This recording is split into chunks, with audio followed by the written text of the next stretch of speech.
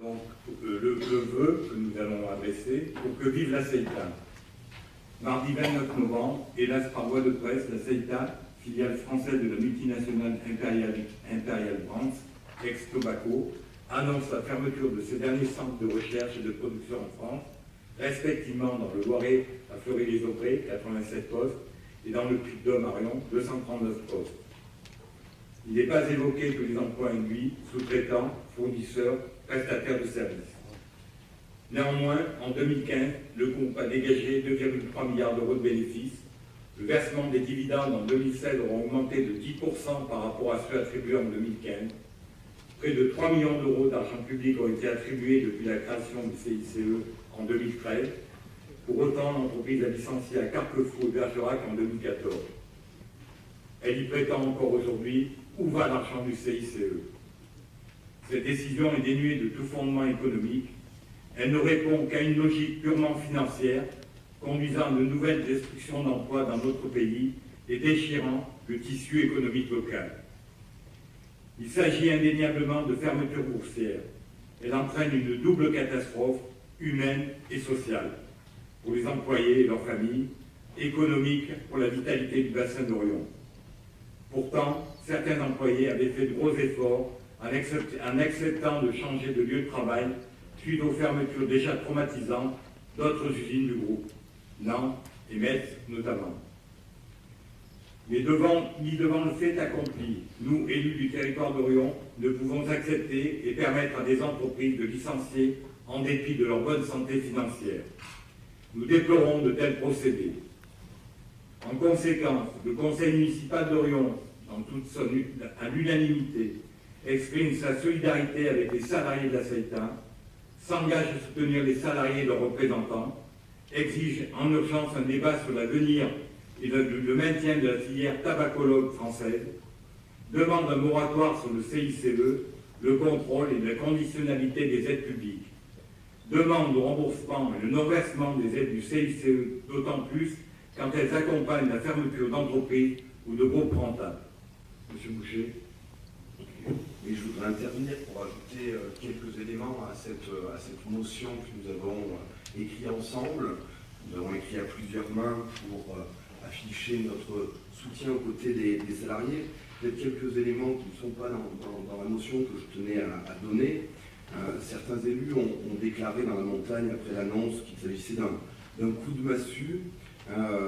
Pourtant, dès 2014, lors de la fermeture du site de Carquefou et de sa délocalisation en Pologne, les salariés d'Orion pointaient déjà l'avenir du site d'Orion. En 2015, lors de la fermeture du site de production en Espagne, ils pointaient à nouveau l'avenir du site d'Orion, qui n'a récupéré aucune nouvelle production. Un petit historique, je pense que c'est nécessaire pour prendre la mesure de ce que présente cette entreprise sur notre territoire. Cette entreprise a été inaugurée en 1882 à Rion, et la Manu n'a cessé de grandir jusqu'à employer 730 personnes en 1936. La privatisation en 1995, la fusion avec l'espagnol Tabacalera, puis le rachat par le britannique Imperial Tobacco en 2008, fragilise lentement la CETA. En 2014, après la fermeture du site de Carquefou, en Loire-Atlantique, elle devient la dernière usine de production de tabac en France continentale. Non, nous n'acceptons pas que les Gauloises de Camus, de Sartre, de Jim Morrison, créées en 1910, soient produites en Pologne ou en Allemagne.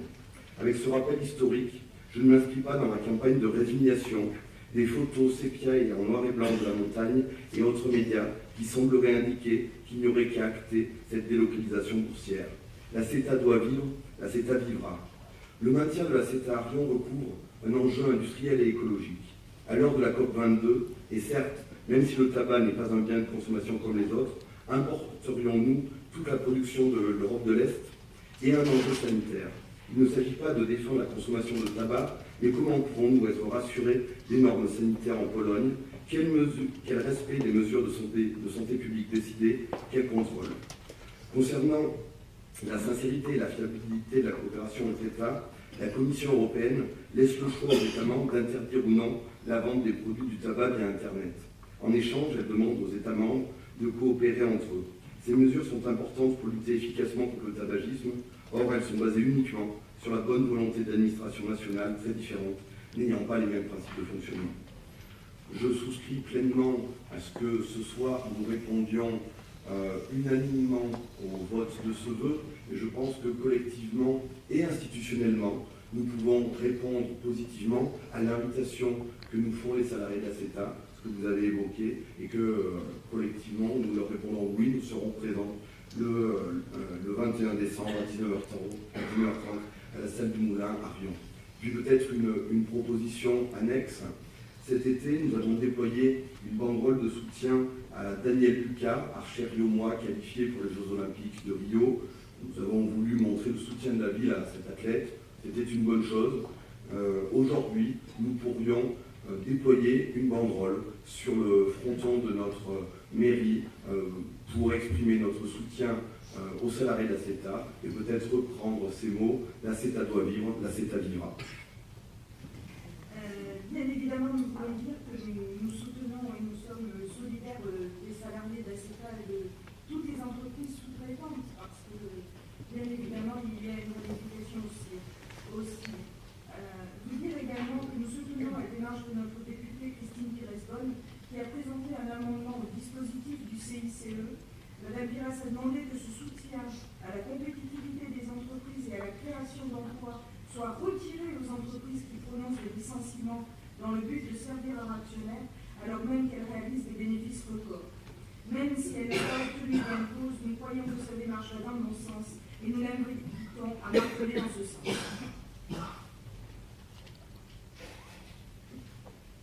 D'autres personnes qui veulent prendre la parole?